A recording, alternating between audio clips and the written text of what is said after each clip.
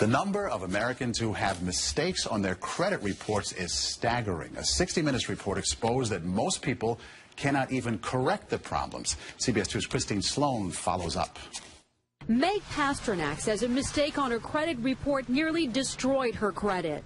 We had to present so much documentation to say this wasn't ours, and then we still had to pay something to get rid of it. Pasternak says it took months to resolve the problem. You feel kind of helpless because they got you under the gun if you need to get a new car or a house or for anything. Pasternak is not alone in her frustration. A new government study finds up to 40 million Americans have mistakes on their credit reports. But an investigation by Steve Croft on 60 Minutes finds most people get nowhere trying to correct an error. Ohio's Attorney General tells Croft that is a clear violation of a federal law. The federal law says that if you believe that there is a mistake, you can go to them and they have an obligation to do a reasonable investigation.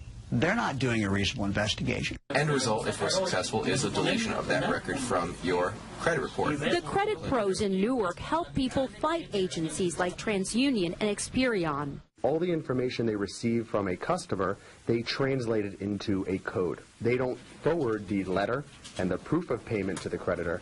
They just forward the 3-digit code. So the best way to protect yourself? Go directly to the creditor rather than going to the credit bureau themselves. Another good habit to get into, check your credit report periodically to make sure there are no changes.